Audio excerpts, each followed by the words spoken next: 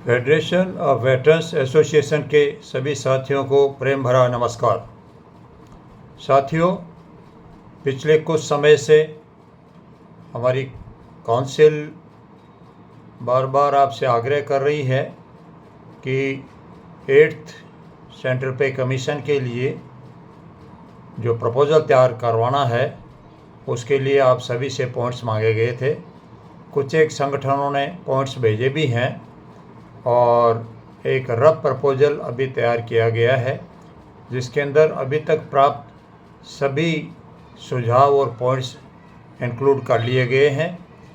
अभी भी समय है क्योंकि अभी तक पे कमीशन के अंदर चेयरमैन और उसके मेंबर्स का नियुक्तियां नहीं हुआ है, लेकिन हमें इस चीज़ के लिए एडवांस में तैयारियां करके रखनी चाहिए, ऐसा हमारा मानना है।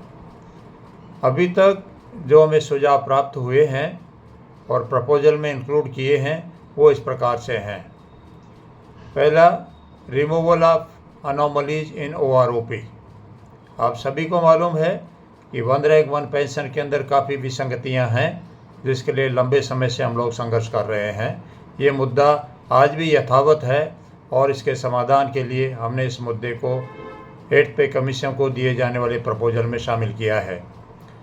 दूसरा पॉइंट है हमारा OROP benefit to premature retirees. आप सभी को ज्ञात है कि जो प्रीमेच्योर रिटायरीज होते हैं वो भी टर्म्स एंगेजमेंट के हिसाब से ही रिटायर होकर के आते हैं, तो उनको OROP से वंचित ना रखा जाए, इसलिए ये पॉइंट भी इंक्लूड किया गया है। तीसरा पॉइंट है हमारा इम्प्रूवमेंट इन पे मैट्रिक्स लेवल। 7th पे कमीशन के अंदर जो पे मैट्रिक्स लेवल बनाए गए हैं वो बिल्कुल भी स्वीकार्य नहीं है और उसकी वजह से बहुत सारी विसंगतियां उत्पन्न हुई हैं। उसको दुरुस्त करने के लिए हमने प्रपोज़ल में शामिल किया है। Next, benefit of OROP to reservist.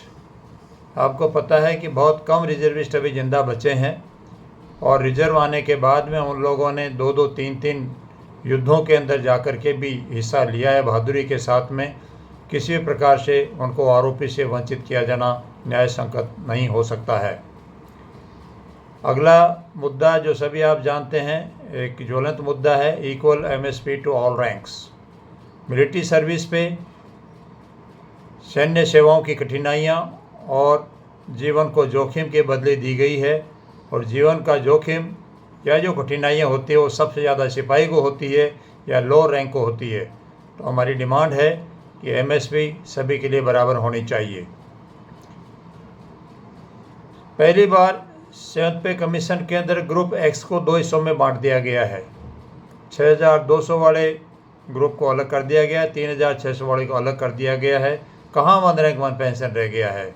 हमारी डिमांड है कि तमाम ग्रुप X वालों को सभी को 6200 के ग्रेड में ही सम्मिलित रखा जाए। अगला पॉइंट, अनोमलीज इन लिबरलाइज्ड पेंशन, स्पेशल पेंशन और एनहेंस्ड फैमिली पेंशन।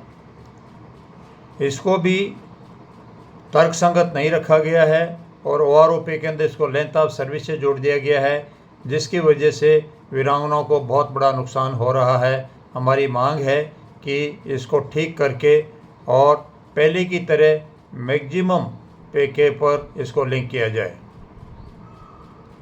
इसके अलावा आप सभी को पता होगा कि हमारे साथ में असम राइफल्स का एक बहुत बड़ा ग्रुप सम्मिलित है और जिनकी संख्या भी बहुत बड़ी है। उनको 2 जगहों के ऊपर कंट्रोल किया जाता है। जो ज़रूरत पड़ती है तो होम मिनिस्ट्री के एक्ट लगा दिए जाते हैं, ज़रूरत पड़ती है तो डिफेंस में ले लिया जाता है। हमारी मांग है असम राइफल्स को भी एट पार डिफेंस के बराबर सभी बेनिफिट्स दिए जाएं। इसके अलावा ये मांग है कि कुछ एक रैंक ऑनररी के नाम से दिए जाते हैं लेकिन उसके साथ में मॉनिटरी बेनिफिट बिल्कुल भी नहीं है। तो जब मॉनिटरी बेनिफिट नहीं देना है तो खाली नाम मात्र के लिए रैंक देने का कोई औचित्य नहीं रह जाता है। तो हमारी मांग है कि जितने भी ऑनररी रैंक दिए जाते हैं सबको मॉनिटरी बेनिफिट्स भी दिए जाएं। अगला पॉइंट है हमारा अग्निवीर स्कीम को ख़त्म करना। हिंदुस्तान के कोनों कोनों से आवाज़ उठी है कि अग्निवीर स्कीम ठीक नहीं है, कई पहलुओं के ऊपर ध्यान देते हैं, तो ये स्कीम उचित नहीं है देश के लिए भी और अग्निवीर के लिए भी। तो इस स्कीम को ख़त्म किया जाए। अगला पॉइंट है हमारा कि जो संयुक्त पे कमीशन का जो कमीशन बनता है, गठन होता है, उसके अंदर एक एक्स सर्विसमैन प्रतिनिधि भी उसके अंदर होना ज़रूरी है, जिससे कि वो एक्स सर्विसमैन के मुद्दों को ठीक तरीके से पे कमीशन के साथ में सबमिट कर सके। नेक्स्ट पॉइंट दिया अपन ने, restoration of committed of pension at the appropriate time. अभी तक जो कमिटेड पोर्शन है वो 15 साल के अंदर रिकवर कर रही है गवर्नमेंट, जबकि ये गलत है, क्योंकि कोई ज़माना था जबकि रेट ऑफ इंटरेस्ट बहुत ज़्यादा हाई होती थी। आज रेट ऑफ इंटरेस्ट बहुत लो है, तो करीब 10 या 11 साल के अंदर ही वो रिकवर हो जाता है। तो इसको जैसे ही प्रेजेंट इंटरेस्ट रेट का हिसाब से वो रिकवर हो जाता है तो उसको बंद कर दिया जाना चाहिए। अगला पॉइंट दिया डिसेबिलिटी पेंशन। हर इंसान को अपना अंग सभी को प्यारा होता है, चाहे वो अफसर है, जवान है, JCO NCO है, लेकिन इसके अंदर भी भेदभाव कर दिया गया है। ऑफिसर्स को हायर स्केल दी जा रही है जबकि लो रैंक को कम दिया जा रहा है। हमारी डिमांड है कि डिसेबिलिटी पेंशन के अंदर किसी प्रकार का भेदभाव ना किया जाए। नेक्स्ट पॉइंट प्रपोजल में शामिल किया गया है वो है डिफेंस विडोज पेंशन भी increase equal to ex serviceman pension. अभी एट प्रेजेंट जब भी एक्स सर्विसमैन ख़त्म होता है तो उसकी वाइफ को ऑर्डिनरी फैमिली पेंशन के तौर पे 60% उसके पेंशन का मिलता है, जो न्यायोचित नहीं हो सकता है, क्योंकि एक्स सर्विसमैन के चले जाने से पेंशन के अलावा जो और सहारा सहयोग होता है परिवार को वो ख़त्म हो जाता है और विडो के ऊपर काफ़ी भार आ जाता है। इसलिए उसमें कटौती ना की जाए और जो एक्स सर्विसमैन को पेंशन दी जाती है वही इसको विडो को कंटिन्यू रखनी चाहिए। 15वां पॉइंट है हमारा uniform fitment factor for all ranks. पहली बार संयुक्त पे कमीशन ने अलग अलग फिटमेंट फैक्टर दे करके दुनिया भर की अनोमलीज उत्पन्न कर दी। हमारा मांग है कि पहले जो पे कमीशन में देते हैं उसी तरीके से सभी रैंकों के लिए समान फिटमेंट फैक्टर होना चाहिए। एक पॉइंट हमारे किसी ऑर्गेनाइजेशन से आया है कि रिटायरमेंट के टाइम पे जिन लोगों को एग्जाम्पलरी कैरेक्टर दिया जाता है उनको कुछ न कुछ मॉनिटरी अवार्ड भी होना चाहिए।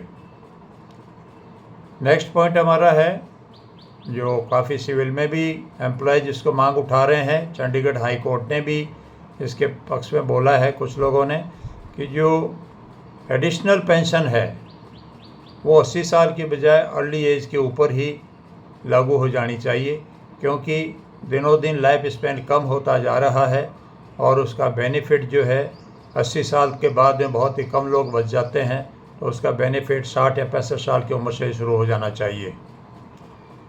नेक्स्ट पॉइंट हमने दिया है कि जिस प्रकार से ऑफिसर्स के लिए टाइम स्केल प्रमोशन रखा हुआ है, आर्मी के अंदर एक लेफ्टिनेंट ने कमीशन ले लिया तो हर हालत के अंदर वो लेफ्टिनेंट कर्नल तो बनेगा ही बनेगा और उसकी पेंशन तो लेगा ही लेगा, जबकि जवान JCO की स्थिति के अंदर खाली MSP दे करके और एक झुंझुना थमा दिया गया है। तो हमारी रिक्वेस्ट है कि जिस प्रकार से ऑफिसर्स के अंदर टाइम स्केल प्रमोशन है उसी तरीके से OR NCO के लिए भी टाइम स्केल प्रमोशन होना चाहिए। साथियों, ये थे अभी तक जितने भी पॉइंट हमें प्राप्त हुए थे उनका हमने प्रपोजल तैयार किया है। अभी भी हमारे पास में समय है, जल्दी ही आपके पास में और भी कोई पॉइंट हो तो जल्दी से जल्दी भिजवाएं। इसके अलावा जो हमारा एक बड़ा पॉइंट है कि हमारा एक प्रतिनिधि वेतन आयोग के अंदर सम्मिलित किया जाना चाहिए। उसके लिए हमने पिछले दिनों माननीय प्रधानमंत्री जी को भी लिखा है और कल ही director PS10 ministry of defence को भी हमने एक चिट्ठी लिखा है। उसमें भी मांग रखी है कि हमारा पक्ष प्रॉपर तरीके से रखने के लिए एक प्रतिनिधि फेडरेशन ऑफ वेटरन्स एसोसिएशन से शामिल किया जाना चाहिए। साथियों, आपके ख्याल में कोई भी और जो पॉइंट हमारे लिए उठाया जाना न्यायोचित है उसको जल्दी से जल्दी भेजें, जिससे कि उसको भी फाइनल प्रपोजल बनाने के टाइम पे शामिल करके और सरकार को प्रस्तुत कर सकें। जय हिंद। अर्जुन सिंह राठौड़।